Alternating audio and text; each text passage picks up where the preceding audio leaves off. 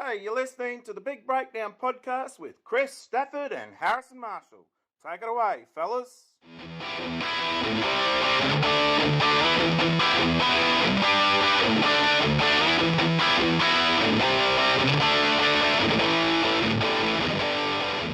And welcome along to season 3 of the Big Breakdown podcast, where in this season we are looking at coaching skills, and today we are looking at communication in coaching. Harris, I think we've got a fantastic guest on today to talk about an important skill that we've deliberately left for the last episode to go through, or second last episode.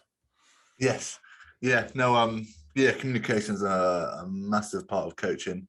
We touched on it a little bit last week with Neil, but I'd like to go into a lot with a bit more detail now with the guest that we've got on today. Is we'll really kind of showcase how important it really is, and hopefully it'll be another great episode. The pod's doing quite well at the moment, isn't it? So there's more than just mine and your mum's watching it, which is really good. So today we are joined by Nigel Redman. Nigel is a former professional rugby union player who played for Bath and England. Nigel made his international debut in November 1984 and played his last game for England in July 1997, both against Australia. He was a member of the World Cup team in 1987 and again in 1991. He toured with Martin Johnson's victorious British and Irish Lions team to South Africa in 97 and was a member of the Barbarians. He made 350 appearances for Bath, including 10 RFU Senior Cup final wins, 6 league titles, and 1 European final win. In 2014, after retirement, Redman was appointed by British Swimming as a elite coach development manager, where he was responsible for selecting the 5 pool and 2 open water coaches for the Rio Olympics. In 2001, he joined the RFU as head of team performance, where he was responsible for overseeing all aspects that go towards creating a winning environment. Nigel joins us today to chat about communication in coaching. Nigel, how are you? Well, very good. Thank you, Kris. Good weekend, Easter weekend, and just looking forward now to the next couple of months. Yeah, you're quite busy at the moment within your role at the RFU. Yeah, busy on 3 flanks really. Building a succession plan of coaching, so for the men's and the women's game. So what does that look like? What does the role look like? Who are the people? How do we help them develop into roles, either with England or even within their own roles within their clubs, and then the pathway and supporting the pathway teams, management teams, and all the time developing a coaching index. So who's coaching where, who are they, again, what are their challenges, what are their strengths, what are their coaching aspirations. So we build up information, if you like, on the people who are coaching within the game at the professional end. I suppose that kind of brings us on to sort of what we're talking on today around communication, really, because that's an important thing to work out, sort of where people want to go and how they can develop. So the whole season we've been looking at this notion of coaching skills and communication today, which is actually probably one of the most important ones. What impact can communication have on our general coaching sessions? The thing is with it is it happens over many different levels at many different times. And I think when we talk about coaching communication, there are one of the areas I think which gets not necessarily missed, but probably discussed maybe once or twice in a season, and that really is around the purpose, expectations, not necessarily of the team, Kris, but of each other. So what's the purpose of the team that we sit in? Who are we, if you like? What are we about? What are we prepared to do, not to do, to be successful? But also expectations around roles and expectations about responsibilities, expectations around behaviors. I think sometimes we sort of crack on with the daily doings, and sometimes we forget why we're there. And I know people talk about, uncover your why first. I think it goes beyond that. I think understanding who we are, how we do things, is immensely important. Before, and I just look at it and think, Yeah, we can talk about how we communicate in the moment, how we communicate with our athletes, with our staff, how we manage up with either the committees that sit above us or the board. And I just think, we should keep going back to what is it we do? How do we do it? What are we about? What's my expectation of you? What's your expectation of me? Clarity of roles, clarity of expectations, before we then start talking about the objectives of sessions and what they look like and what do we need from players, and then how do we kind of make those human connections about building relationships with people, so it goes beyond the role. We actually care about them. Or do we not care about them and we just see them as somebody who does a role for us? Again, I'm not here to judge what's right and wrong from a coach development perspective. My role is, let's look at other ways we can do things as well, and how else could that be communicated, or are we over communicating, are we under communicating, are we clear with our communication? Just because there's a lovely sequence which I refer back to many times, which says, what's said isn't always heard, what's heard isn't always understood, what's understood isn't always agreed, what's agreed isn't always acted upon, and what's acted upon isn't always repeated. And I think if you understand both sides of that diagram, I think it'll stop you going mad, and it will help people to, just keep revisiting the communication, but do it in different ways. I think that comes back to the big thing around like that self-reflection. You've spoken there about that self-awareness and understanding yourself as well. I think in terms of these examples, you're very much talking around like how we work in a co-coaching environment and understanding their roles, but then also, right, if I'm on my own, that understanding of, right, I'm on my own dealing with a whole group of players here. I think it works both ways. I think, again, understanding what they expect from you as a coach in the time and the environment that we're currently in, and what do you expect from them as players. I remember my first coaching job. I was at Basingstoke Rugby Club, and the player said to me, "We're not Bath." And I just said, "I totally know that we're not Bath, but I think we can be really better at being Basingstoke." And that was a case of working with volunteers, people who just loved the club, and I sort of come into that, and my view was that we can be better at being Basingstoke Rugby Club at that time. But if we just behave as a London One club and as London One players, then we'll probably end up in London One. But we can offer so much more, and and by behaving in a different way, by raising our expectations of each other and as me as the coach, at least we won't be left thinking about what could have happened if we'd have changed. And I think it's important to get that out, and understand your environment, understand the time you've got, understand the resources you have. I still don't think that's an excuse of not being very clear on the message and the expectation, and absolute clarity on the roles. And the reason why I talk about clarity of roles is because we think just because someone has a name tag, that's what they do. And people can be so much more than the job they do, and bring so much more to the team than the job they do. And I think that's important to know as well.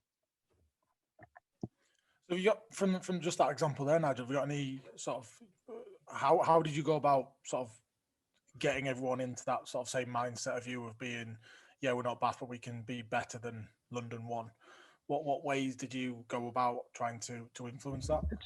I think a lot of that was getting, one of the first things I did in my first coaching job was to sit down with the players and say that, well, they're going to play for fun. We're not paying any of the players anymore. And I knew that if people stayed knowing that they were there to basically out of the love of the club and the game, and then if people wanted to leave, hey, go. This is something which I firmly believed in. And then actually we're kind of in it together then, because, you know, there's no one looking around the change room going, well, you're playing on more. And this was a long time ago. This was 20 years ago, where people would look around and go, well, he's on more than me, so he should. It's like, no, we're all on a level playing field now. So what do we now expect from each other in order to make this successful? You know, and I look at it now, and people I know will say, how do we get more people to come train? So I say, well, what is it that your coaches are currently doing that at the same time on a Monday and Wednesday evening, 2/3 of the squad independently decide to do something other than train? So what is it? Because at some point in the day, they make that conscious decision. So how do we raise the expectation around here? What do we have to do as a team to help people to make different choice? And, you know, when we're talking about those things around London One or not, that's a choice. You know, I wasn't asking them to come to train to more. Still the same sessions existed, but it's a choice, and I just think people have more to offer. Sometimes it's a curse, sometimes it's a help. I just think there are better ways of doing things, and I think that the answer is probably in the room. It's not always at the person at the front. So I'm very much about engaging with people. And, you know, I worked in Olympic swimming for 7 years, and one of the things that we did for Olympic coaches was ask them why they wanted to coach at Olympic Games. You know, and no one had asked them before. People just assumed that everybody wanted to coach at the Olympics. But it wasn't until we said, right, well, 500 words on why you want to coach. You know, and some people would rewrite their CV, and some would go into wonderful stories about, you know, being a small child sitting watching their first Olympic Games, whether it was Athens, whether it was Barcelona, and actually thinking that's what I want to do. You know, and it goes right back to the, you know, sort of the boyhood, girlhood dreams of one day representing, and all of a sudden it's like, I want to talk more to you, you know, because you've told me about your passion for it, about the reasons why you want to be a coach, rather than this is what I do. You know, I coach people to this standard. We know that, but let's get below. And Harrison, it's about, you know, people will talk about creating relationships, but it's understanding the person beyond the player, and trying to tap into that. You know, we're representing more than this. Is you representing yourself, the town, and we can be better. You know, we can be better. And then how can I help? And how can you help each other? That's a practical, you know, to answer your question. I think that's, you know, it's that realization that communication is a two-way thing. You know, us as coaches, it can't just be, you know, us stood in front of a huddle or stood in front of a whiteboard or a projector with a game on, just communicating to players, to other coaches, and that's, you know, and that's. So yeah. So one of my curiosities is, you know, as a coach and a man in his 50s, I've been to many conversations and presentations about millennials and how to deal with or coach or speak to Gen Z and millennials. So I'm thinking, this is great. I would really like to see a class full of millennials on how to speak and communicate with people in their 50s. So it's a two-way street. So it's not just, if you want to be in this team, we'll adapt ourselves so that it's more welcoming to you. I'm all for that. But at the same time, where's the adaptation of the person coming into the environment around what is actually expected and needed in order to achieve your goals? You know, and that adaptation around the environment itself, rather than it just being one way and me, the coach, talking to you and saying, this is what we expect. That's what I'm saying. It's that mutual, what do you expect from me and this environment in return? And actually, if it goes too far, it's like, no, actually, that's a deal breaker. That actually pushes us too much out of shape, and we see that our identities, you know, takes a hit. Does that make sense? Yeah, I think to me it does. You know, and like I say, it's that lever that you give. So it's you know, those forms of communication with, especially with players, is you've got to maintain that kind of even if you are working in an amateur environment, almost not a bit more of a professional bubble in terms of the relationship I can have with players, because you've got to have that. For me, I think you've got to have that curiosity that I am still the coach. That's whether you've got to balance that. But then I think it's really important that I work in an environment. I work with 16 to 18-year-olds. So these Gen Z it's all. So here's the thing for you, Harrison. Though, so do you work with pure? What environment do you work in? So I work at an ACE college. I work at the WAS ACE. So right. So this is something that fascinates me. So every year you get a year older, and every year the people you're communicating with stay the same age. Yeah. So that for me is a really interesting dynamic, because if you stay there for the next 10 years, you're going to be 10 years older. They're going to be the same age. So how do we maintain that two-way conversation? And I think it's a really important part of our coaching and our ability to connect and build relationships. And I think I 100% agree. I think that's one of the things that really fascinates me within this role, because I'm 26 now. I'm only 8 years older than the oldest ones here, but even I noticed a massive kind of cultural difference in what I was and what I perceived school as when I was at their age. So it's and when I first came into this role, it's finding how far you can kind of push and get that understanding of what kind of communication kind of lay on with these players. And I think it goes back to we spoke to someone on the podcast for season 2, Richard Smith, who works in New Zealand, and a big thing for him was, can I go around and have 10 one-minute conversations away from rugby with the players? And that's something that I brought in, and that's kind of brought that communication balance to a place in which I feel quite comfortable with now. I learn about all these new things, Fortnite, gaming, and I'm never going to understand it to the same level they do.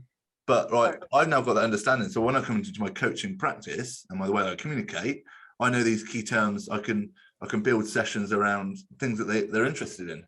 Yeah, and aligned to that, I've learned over time that when I'm asked now to introduce myself, I will say I'm Nigel. I've been married for 30 years. I live in Bath. I've got 3 children.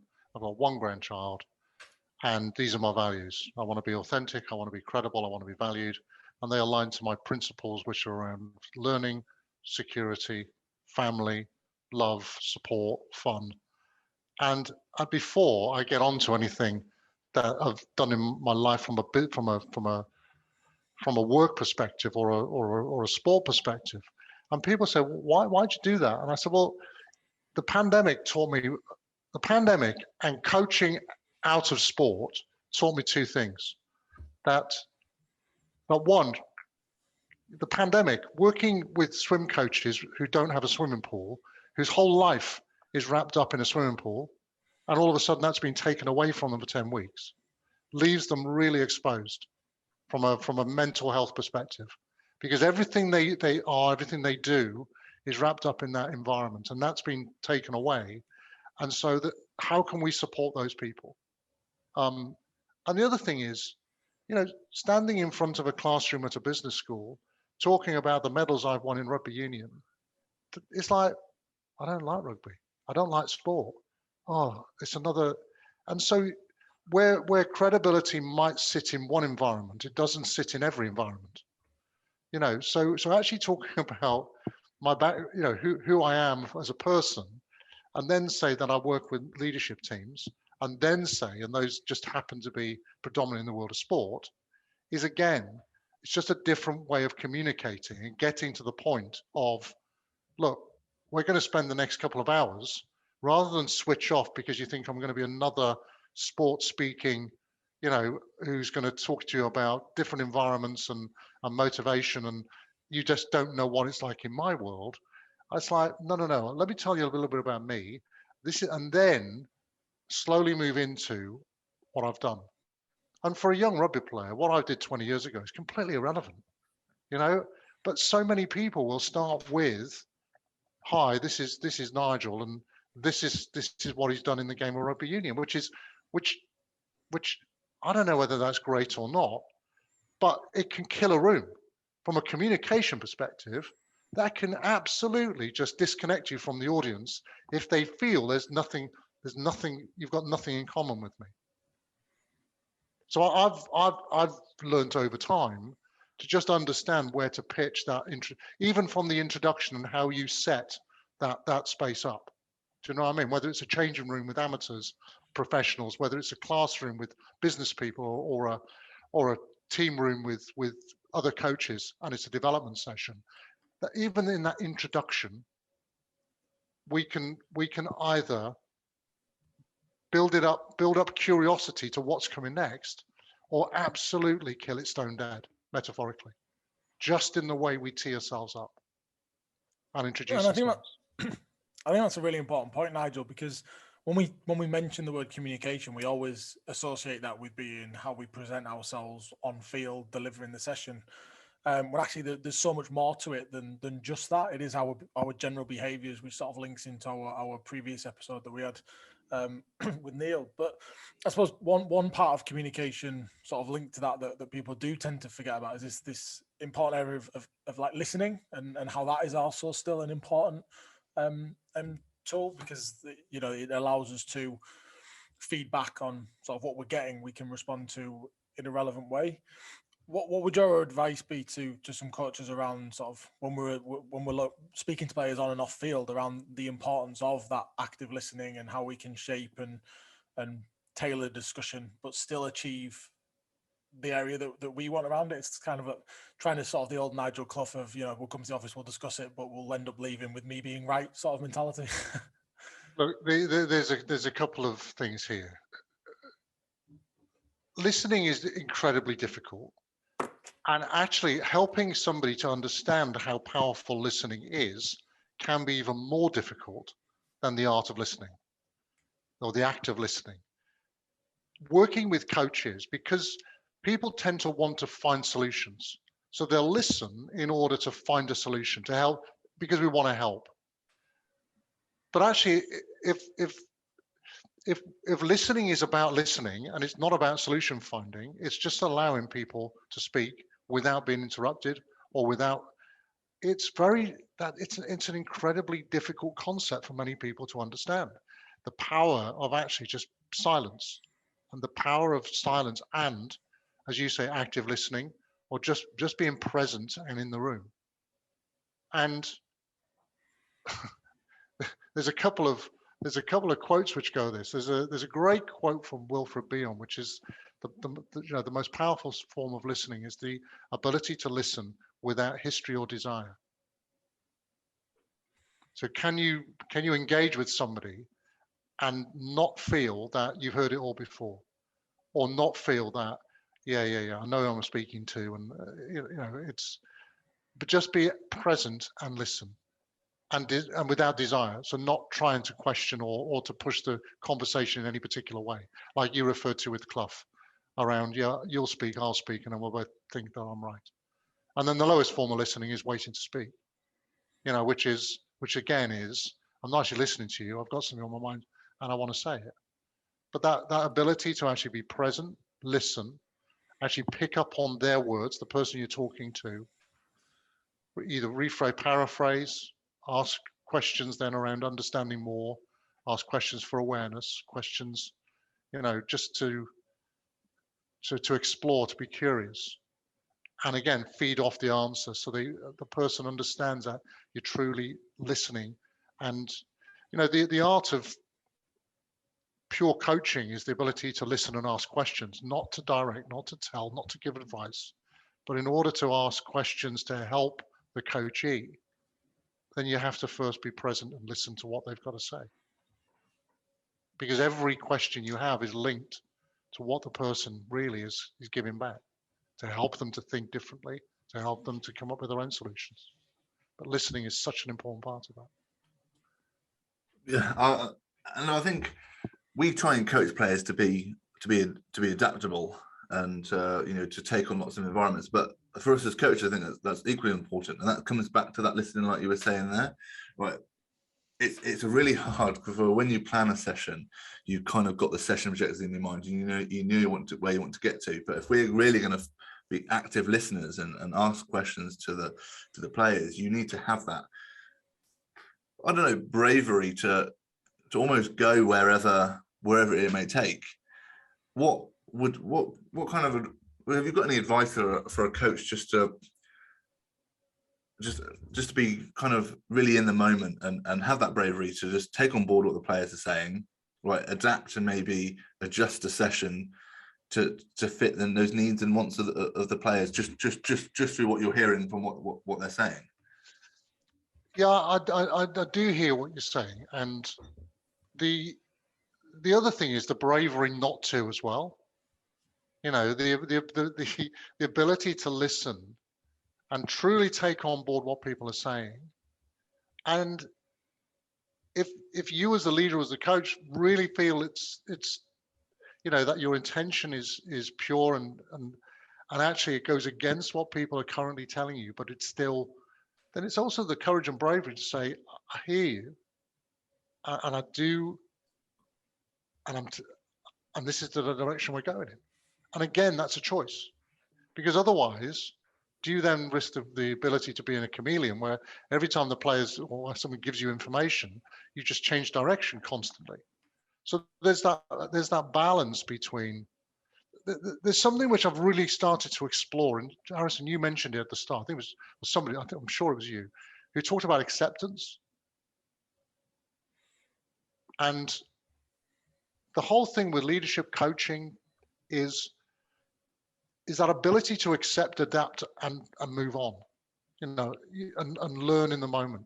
But that adaptation, you know, I'm listening to this, I accept, I hear it, and actually I think it's the right thing to continue in this path. Or no, I'm listening to you, I accept what you're saying, and now we need to change course. So again, we adapt. But it's still the choice of the coach, the choice of the leader. And if it happens too often, the players still feel that we're in the wrong direction. They'll vote with their feet. You know, because there's a difference between, you know, that ability to accept and change the message, or do we just go, no, and it's that belligerence and stubbornness that actually can again trip you up. But that ability to accept, adapt, move on, accept, adapt, learn, and move on, I think is a key part of it. Yeah, and it's not just with coaches to players. I've experienced it recently. We're, as a coaching group now, we're planning for next season, and you know, we're three different coaches, all with kind of different philosophies and ideas of how we need to play the game. And you know, there was a bit of a disagreement between the three of us in terms of how we want our attack to go next year.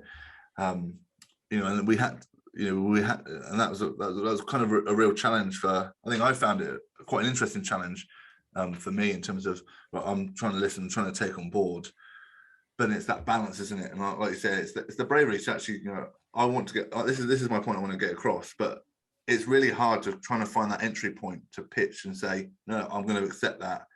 Let's move on. And because especially when you're dealing with co-coaches, the messages we get out to the players, we've got to make sure that we're all on the same hymn sheet, and whatever we say.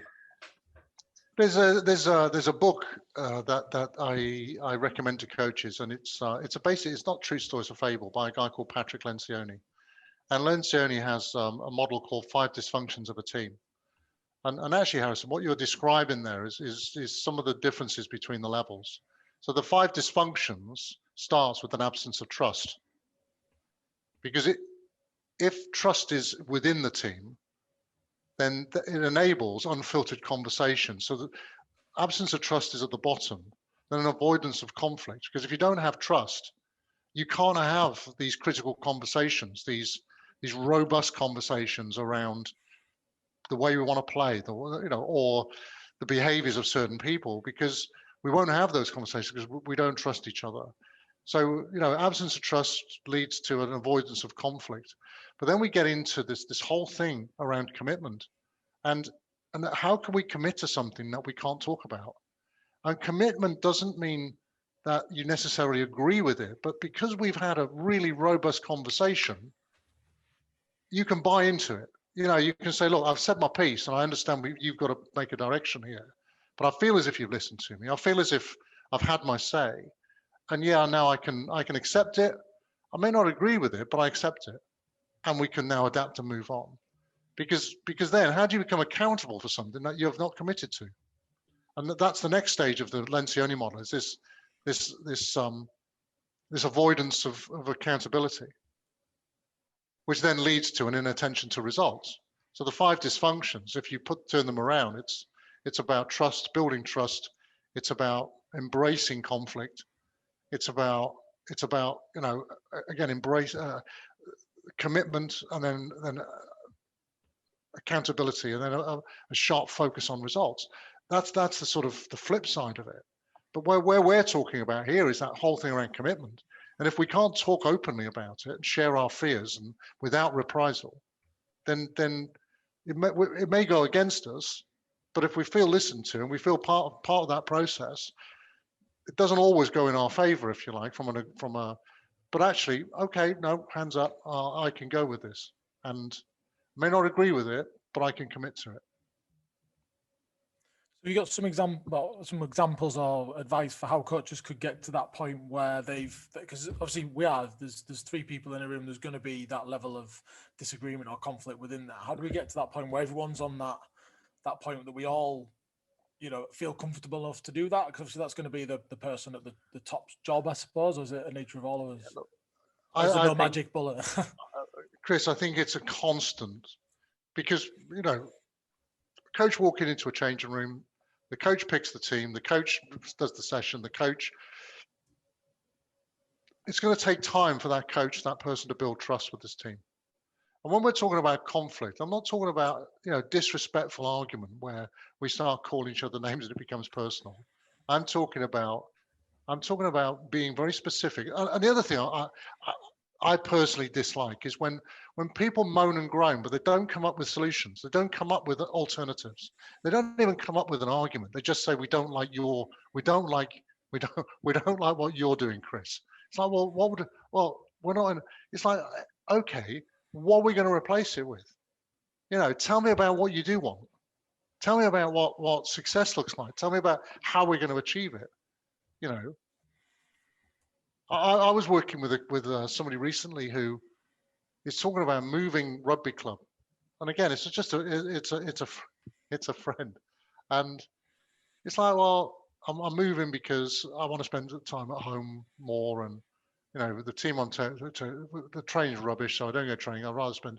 So it's like, the team you're going to, tell me about them. Well, they're a couple of leagues above, okay, and tell me about them. Do they not train? Yeah. So the reason you're saying you're not going training is because you want to spend more time at home with your wife and your family. Yeah. So what's changed going to the other club? Well, nothing. So why is it okay to train with them, but it's not okay to train with the club that you're at, the one that you've been playing for 8 years? And it's like, well, he said, but I've committed to my club for the end of the season. So I said, well, how many games have they got? 3. How many training sessions have they got? Well, 2 a week. So I said, so there's 9 events that you can go to, but you're only going to 3. So actually your commitment is a third of what it could be.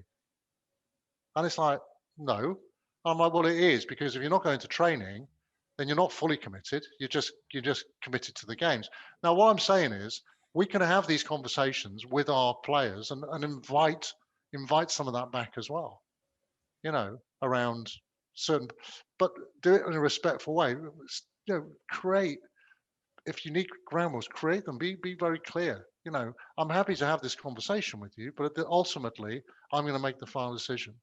So you've got to, change my mind. How are you going to change my mind?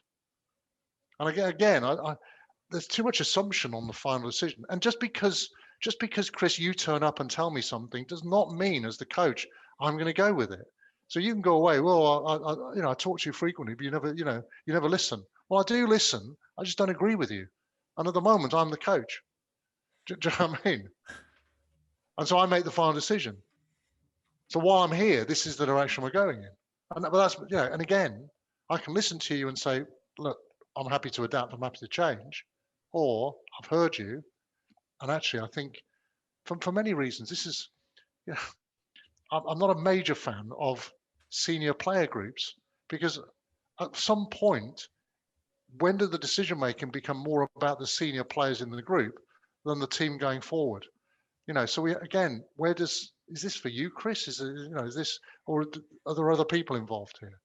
So understand where it comes from, and yeah. So I think you're right. We've got to be sometimes brave with the decisions that we make as coaches to for that reason. If a player comes and has that conversation, and you've listened, and you've acknowledged what they're saying, you've got to be able to give them the reasons why and communicate that back effectively as well, to show that you've considered it, because that then builds the trust of, well, them trying to accept of, right, this is the direction we're going. I've made my point. I get where you're coming from as well. I've just got to get on with it. And that takes it. A lot of coaches see that conflict when players come and say something as a negative, when actually, I suppose that's something that we need to embrace, because that's generally going to make us better, because it brings that clarity and understanding of of why you're doing it, because sometimes that message gets lost as well. Yeah, even to the point of communicating. Look, normally I would sit down and go through this with you. On this occasion, I haven't got the time to do that. So, you just have to trust me, and we'll have to talk about it another time. Yeah, I think that's really some of the probably coaches all over the country that are out there have probably experienced and maybe reflected that they've not probably. I know there's certain extent where I've probably not dealt with that sort of in the right way. You always see it as the over negative that, well, actually don't. I mean, it's my session. This is what we're doing. Well, actually, they could have a valid point that could help go in a different direction if it's something that you might not necessarily have considered yourself. And again, be mindful of the next conversation. If you embrace openness and then don't like what somebody's saying, so you shut them down quickly, they may not be quick enough to come to you next time. So again, just be mindful of the conversation and how you leave things. I suppose that brings us really on to the next part of how that conversation might go. Because I suppose one of the key things of us communicating with players to delve into their mindset and learn more is through the types of questions that we might use. And that's always, whenever you think of communication, it comes back to the type of questions that we use. Are we using questions? And obviously they usually put into that open and closed sort of type of questioning style. How is it? Why is it important? Is it important for coaches to have tried to preempt questions of where they're going to go, so they're fully in line of they've got the answers, or is there a way? Because I remember when I was getting assessed once, it might have been for my level 3, and sort of they said, "Oh, that was brilliant. In that session, you've used 60 odd questions," and I was like, "Well, actually, is that a good thing? Just because I've asked that many questions, does it mean that one, learning's taken place? Have them players just become pre-aware of what answers that I expect to the question that I've given? Were they good questions, or were they just questions for the sake of asking questions?" And I think that's probably something that a lot of coaches probably need some support with, around the types of questions to use, when to use them, and how to use them. The question in there somewhere. It's also the time you then give the players to adapt to the question as well. So, if the question is open-ended, then there's a technique called the funnel of focus, where if your question is too open-ended, you could invite so many different and various responses. So, or how narrow focused is your question. So even with an open question, I can ask you, let's talk about purple t-shirts, and what's your opinion on purple t-shirts? So the focus is so narrow there. We're going to talk about t-shirts, and we're going to talk about purple t-shirts. Whereas if I talk about, what's your opinion on summer wear, or what's your opinion on clothing for the upper body? We can start to go so broad that we get answers from real left field around that. And so even the open questions, the topic might be so narrow, there is only one answer or two answers. And so again, just be mindful of the interaction that you want with your players on it, and when you're going to ask it. If it's right in the middle of a set and you ask an open question that requires thought, what are the repercussions of it? Particularly if you want a quick answer, be mindful of the question you ask. Look, one of the best coaches I worked with for questions was a guy called Jack Rowell, who coached at Bath in the well, many years ago. But Jack would literally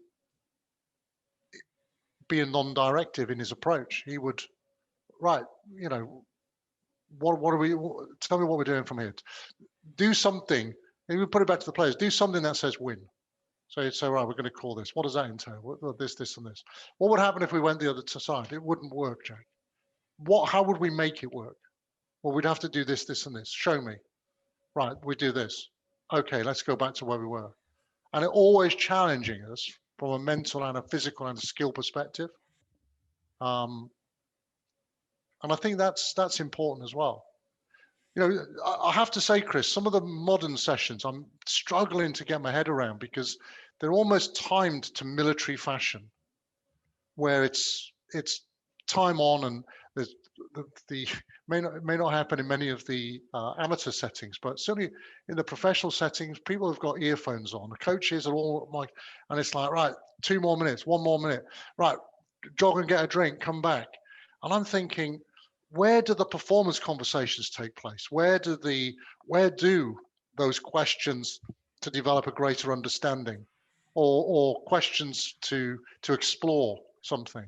When do they take place?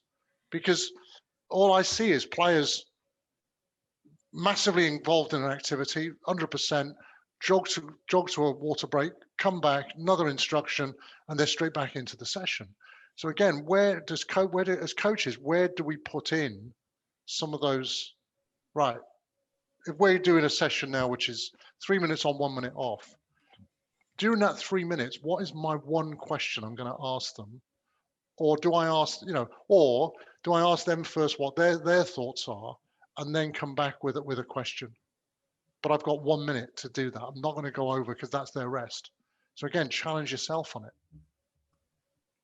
I think that goes back to what you were discussing earlier in terms of kind of setting out the priorities and the parameters. Now, rugby, especially in the elite kind of game, has really turned into a massively on the physical and the physical adaptations, and that's why you're getting these sessions that are probably being dictated to you by a strength and conditioning coach that's telling you that, right, if they do more than 4 minutes here, then you're going to lose X, Y, and Z later on. So it probably goes, like I said, it goes back to that understanding of what is your priority as a coach here.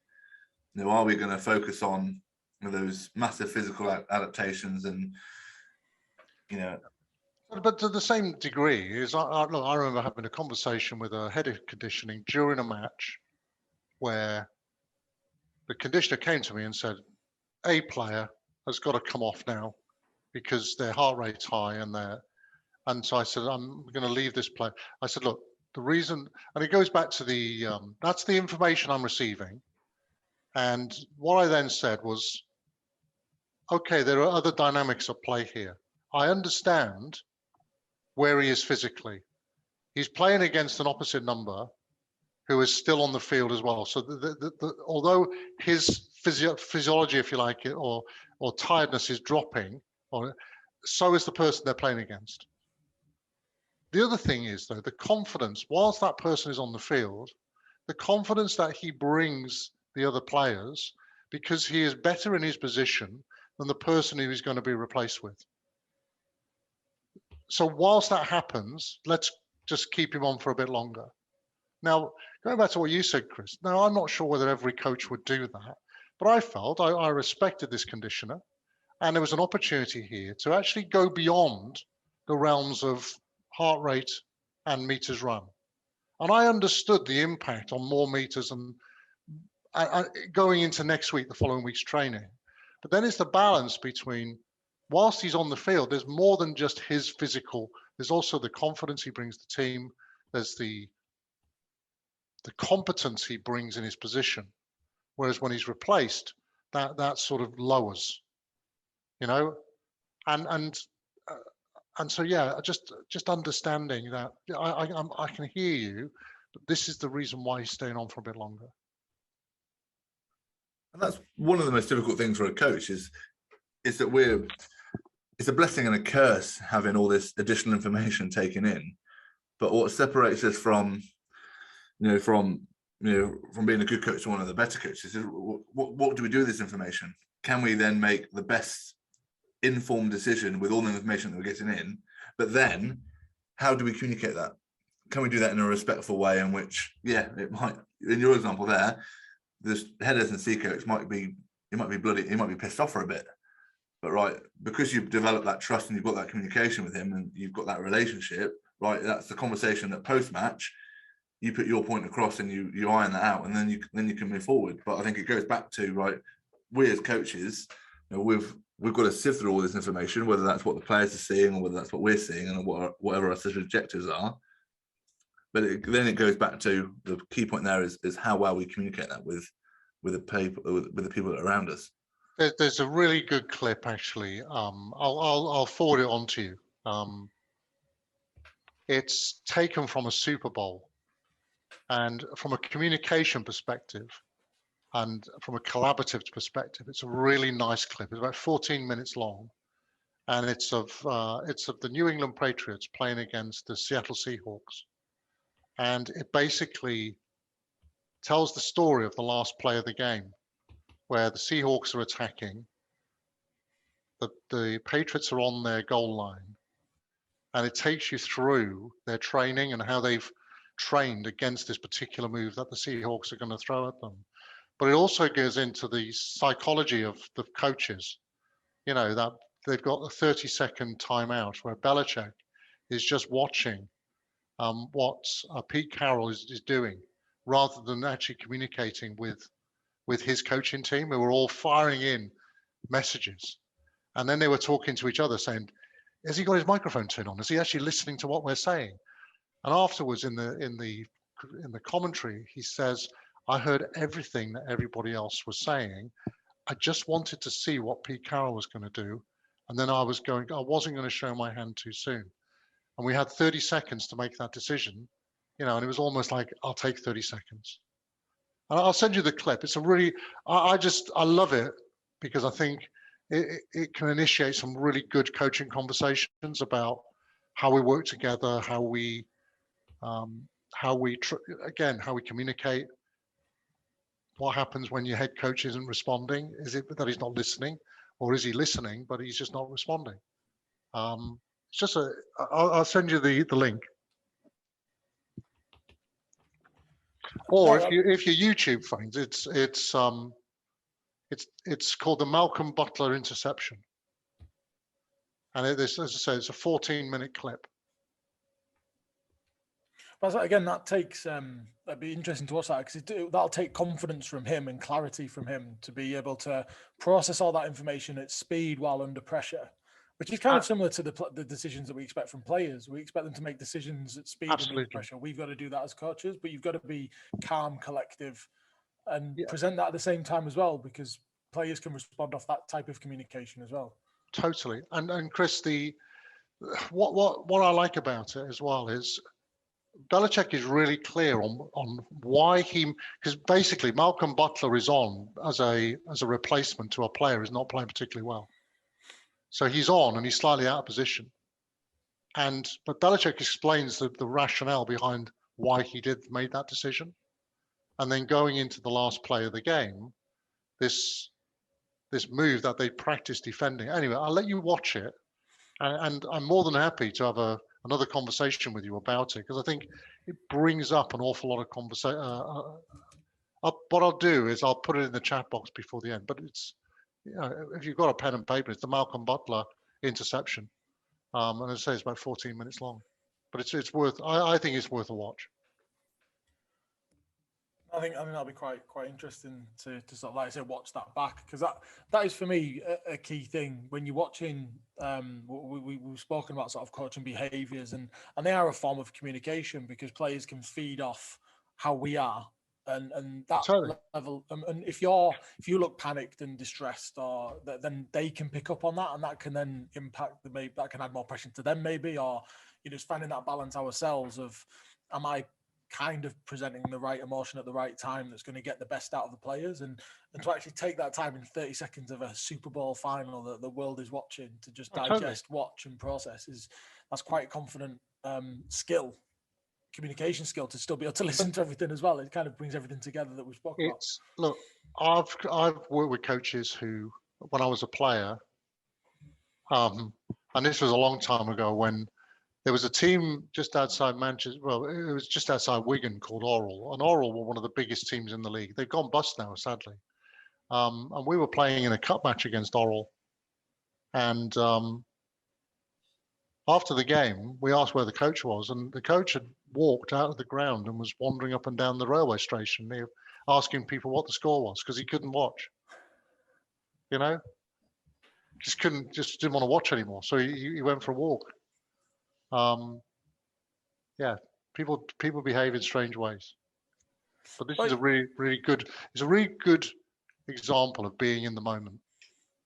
Because I know from sort of my own, when I first started coaching, I was very much letting we'll call it enthusiasm, take over, and you become more verbal and shouting. But then I realised I need to sort of tone this back. So that's when I got my notebook. And if I'd have thought, I'd generally write it in the notebook first, read what it said, and if I felt then it was worth sharing or whether it was worthwhile just leaving it in the notebook so no one needs to see it. And that's then become better, because then people always say, oh, you don't really look like you're doing a lot. But I'm actually doing quite a lot. If you were to look through the amount of notes that I've written down and digested and diagrams and stuff drawn, but that's how then you can be clear in the message that then you're going to give out, that's going to hopefully have the biggest impact. But that took time for me to work out that was a process that would work.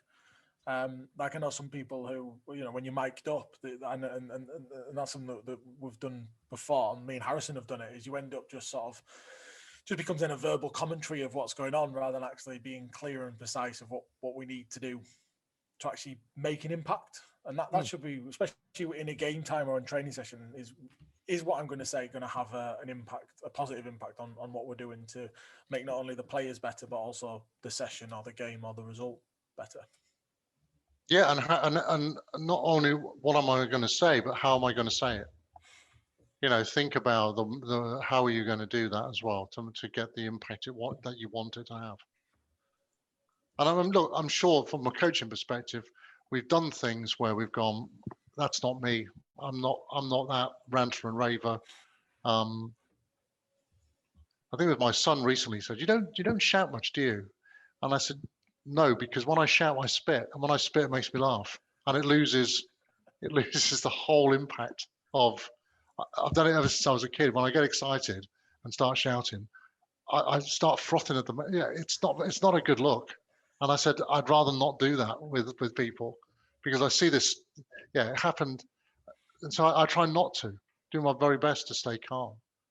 Well, that goes back to that self-awareness piece we were talking at the start. And it's more than that. I think communication is body language as well. When we're, I think this, on me on a personal note as well, that was my biggest thing working with 16 to 18-year-olds. They're constantly looking for me to either reaffirm or to confirm whatever they're feeling. And if they see me, walking down the touchline with my hands that are going and going quite everything they do wrong, that's not they feed off that.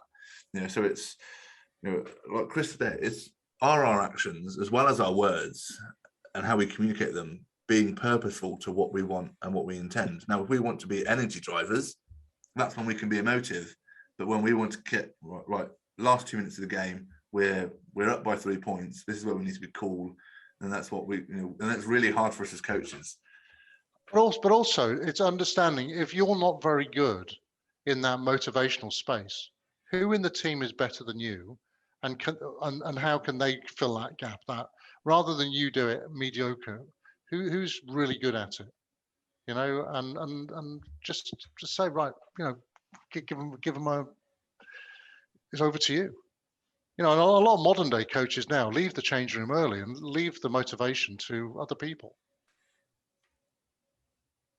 because there's only so much you can do in that space. Do you know what I mean? People can get bored with it.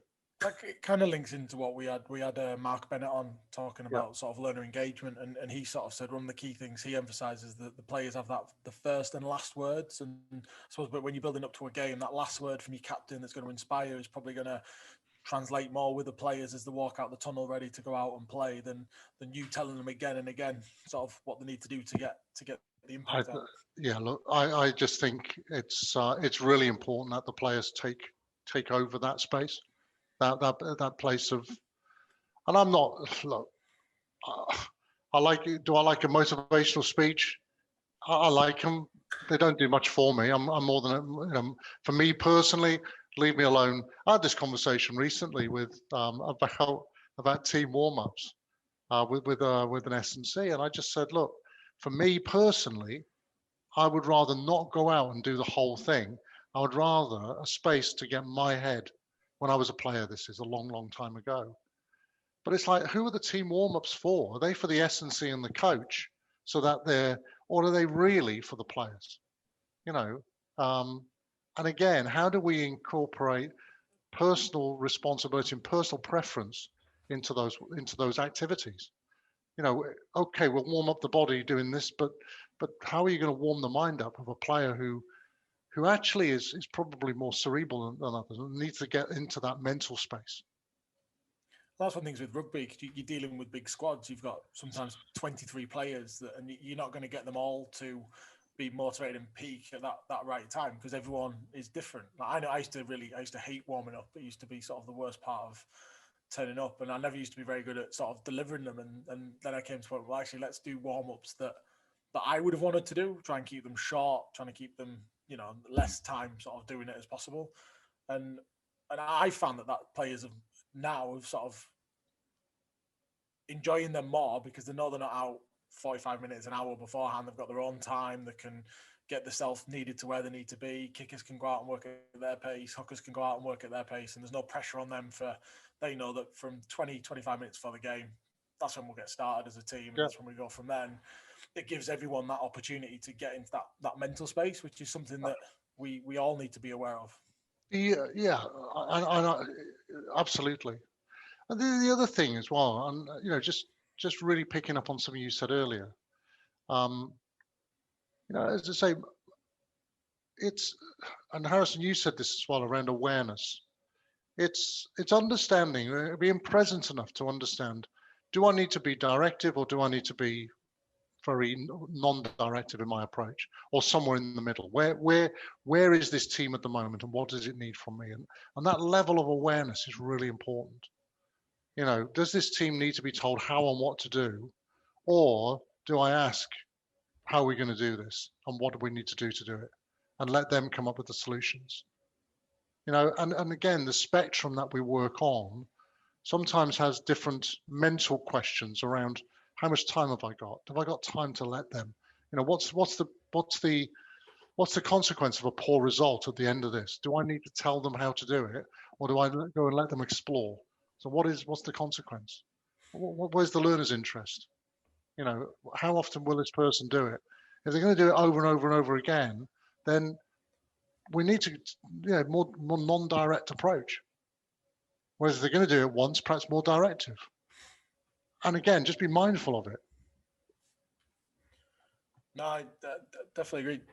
No, it's just been fascinating chatting to you about all this. I think we've got loads of stuff there that I think the coaches will be able to take away and hopefully make them more aware, because I think that's quite a key thing, is the different elements of our communication is more than just what we say. There's the bigger piece behind that, and that can help us build the whole learning environment can be controlled by the different elements of how we communicate with our staff, with our players, in the sessions that we create, with our body language, with everything. And it plays such an important role. And that's one of the reasons why we wanted to put a whole episode towards it. Well, I hope it's been useful. I've really enjoyed the conversation. Thank you both. No, yeah, but I've written loads of notes. So it's just one thing on Harrison said, which again, just something I noticed during COVID, is as coaches will construct sessions with constraints so that players have to adapt and work things out. And I actually think that what COVID has done is it's been constraints-based coach and leadership development, and many coaches just haven't liked it because they've had to adapt their style in order to fit in with something that's being imposed on them, on their environment. So, there's been some really interesting adaptations from coaches and leaders through COVID, but there's also been some instances where people have been so rigid and set in their ways that they have struggled as well. And again, how can we help them and support them to what would they do different next time? And why do we wait for a pandemic in order to change the way we think? What can we do on a regular basis to have that diversity of thought, that diversity of thinking, that it's not an external constraint which is put on us? What can we do with each other in our teams, regardless of where we play, so that we don't have to wait for another world pandemic before we change the way we approach our sessions, our teams, and our sport? Yeah, no, we can't. I don't want another world pandemic. No, neither do I. Neither do I. So how can we help people think and communicate differently without that? Yeah. Now they're opened up to different scenarios. 2 years ago people loved Zoom. No, 2 years ago people never heard of Zoom. Then they loved Zoom, and now it's like, oh, well, let's meet face to face. I can't do another Zoom call. So what else would we look at? And if we were hit with another, how would we approach that? But we don't have to wait for it. We can still think about it and explore ways of doing things differently. No, I agree. You can see the people that have just stayed sort of as I think Jake Humphrey sort of described it as the comfy chair. You can see the people who have just stayed still and got comfortable rather than adapted and moved on. And you think you can see the people that have adapted from that and come out better. Yeah, and first, Chris, I think, as I said,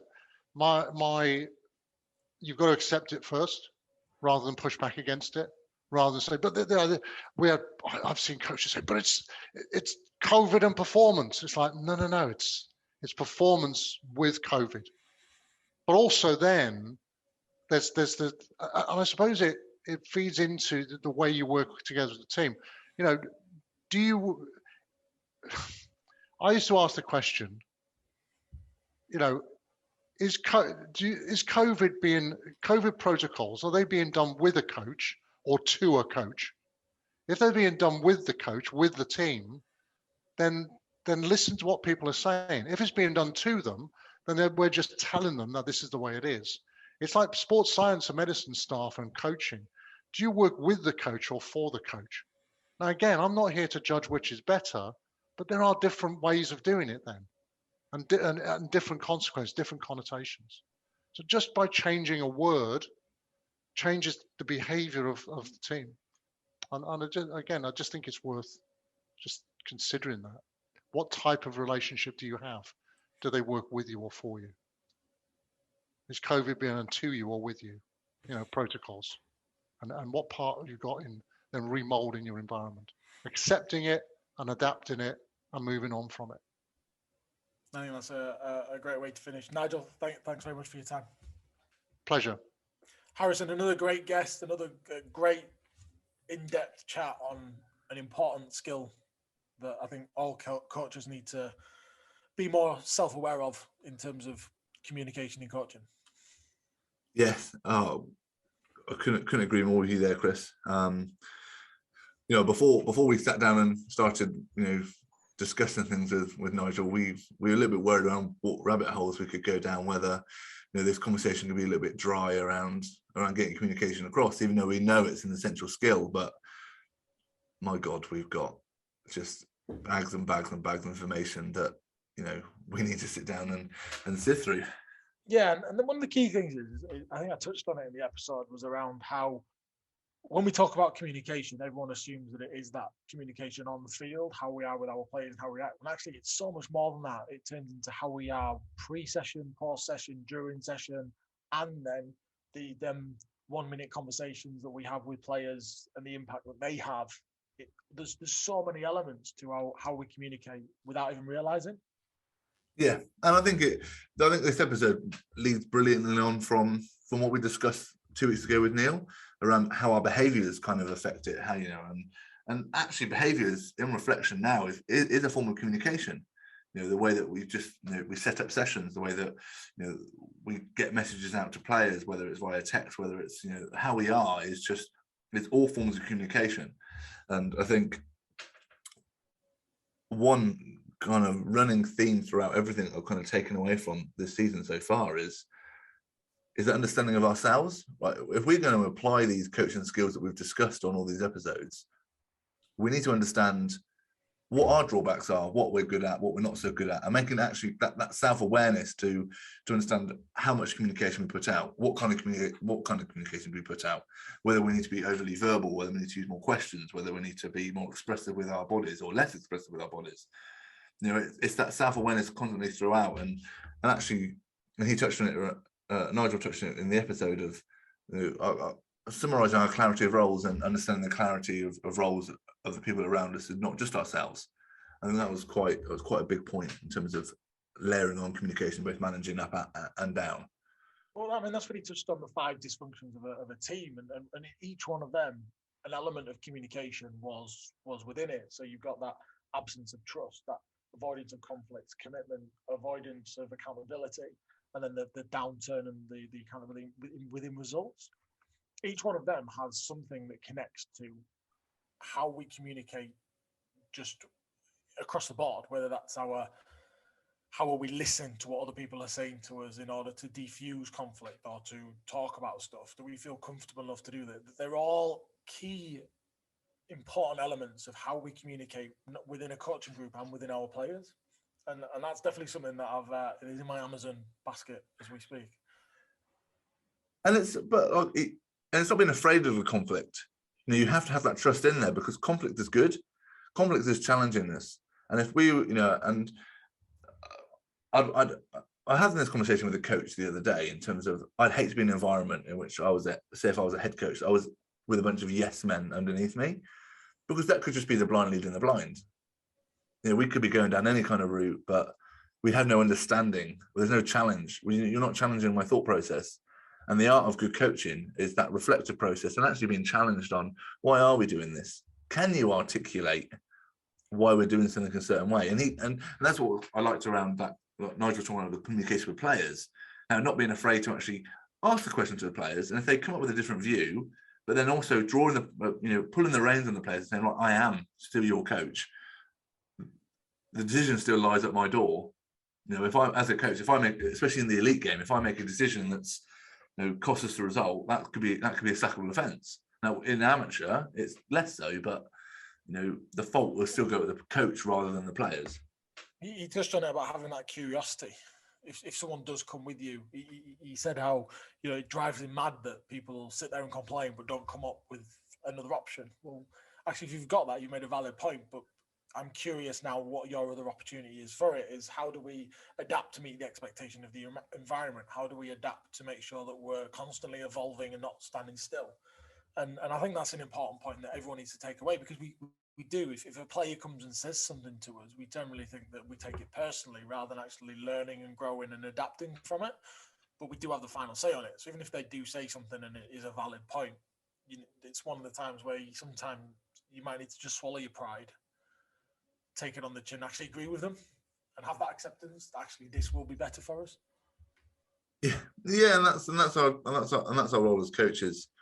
We can be caught up in thinking it's our way or the highway, but the players, and you want to create players who are intelligent rugby players, and if you're going to create well-rounded, adaptable, intelligent rugby players who understand the game better, they are going to come up with their own solutions and try and challenge you on that.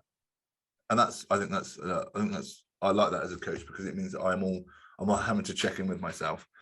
But then, Nigel touched on it within that episode as well, as when we're asking the players for what they're seeing, can we have that funnel of focus? Can that funnel be too wide, in which we're getting loads of different responses from different players, or can that funnel be too narrow, in which we're just going back to what you've discussed previously in terms of, I'm just going to ask you a question, knowing that you already know the answer, that I already know that that I know you have the answer. We should go down one big massive circle, don't we? That I know this is the answer that you're going to give me, but I'm going to answer the question anyway, because I need to be seen to be asking the question. Yeah. But then I think just the underlying theme throughout all of it is and the way that I've kind of broken it down in my mind is that as a coach, we get loads of information from different sources, whether it's from the players, whether it's from the S&C, whether it's from our own co-coaches, or whether it's just kind of what I'm seeing in front of me. But the ability for us now is, well, I'll have all this information, I've digested, I've listened, I've observed, I've taken in, I've watched. I'm then going to sift through that information, make my decision, and make sure that my delivery and my communication to the players and the other coaches who matter is really clear, is really concise, and it makes sense and it underpins everything. And we do that in a respectful way. And he summed that up wonderfully with the Super Bowl clip that he talked about around, was it the Malcolm Butler, I think, what he told us to search for. But we'll add a clip to it on the YouTube page and in the description down below for people to have a look at. But just how a coach then in the Super Bowl final, where all the pressure is on, you've got 30 seconds left, and you can just stand and watch what, without playing your card first, have that confidence of watching what the other person's doing, still taking in all the information, but to have the ability to do that under pressure. I think that sort of summed up everything that he'd spoken about really well there.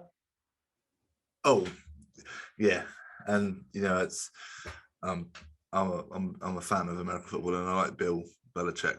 I think a lot of his stuff is great, and and that is a challenge for us as coaches. Is with all the different, and like you summed it up brilliantly. Oh, that's a nice compliment for you, Kris. And it's very rare that you throw that around as well, Harrison. So this will be clipped, kept on a voice note, and I'll send that to you very frequently. You said it brilliantly within the episode in terms of, right, we expect players to be able to take on board lots of information and sieve it through and come up with and think and come up with the best possible. And that's in a split second. Now, Bill Belichick had 30 seconds, but he still had. That's not almost sometimes the worst thing, because you've got so much information coming in. You're trying to observe everything, but then that mental strength to just take a deep breath, go with that decision, and that's a clip that I think I'm looking forward to watching. But that's why we coach, right? Someone asked me, what is it that you enjoy about your job? I was like, nothing replicates the thrill, the adrenaline rush of a match day. The making the decisions, the trying to solve solutions, that taking in of information and seeing stuff under pressure. That thrill it's difficult to try and sort of talk to people about that. I'm in it, but actually to be able to do that and enjoy it is hard because you've got to be able to process, think about, communicate your message across well, communicate with the team that you're leading, and make sure that you're making the decisions that are going to help impact and turn around on a result. And there was loads from this episode that I'm going to have to take away, digest. With everything that we've talked about this season, it's been a big whirlwind. Yeah, and I'll probably listen to it back and pick up on even more. There's some not to blow our own trumpets, Kris, but there's been some cracking episodes so far this season, and I implore everyone to go back and listen to as many as they can. I agree. I completely. Well, we would say that. It's our podcast. But we've got one more left. We have a special guest next week to summarise coaching in general, all the coaching skills that we've spoken about and more. That'll be next week. We'll be finishing with a big guest to finish the season with. Look forward to that in 2 weeks' time. Charlie has all our social media details at the end, and we will see you next time. Cheers for listening. Don't forget to join in the discussion at Big Breakdown HQ on Twitter, Facebook, and Instagram.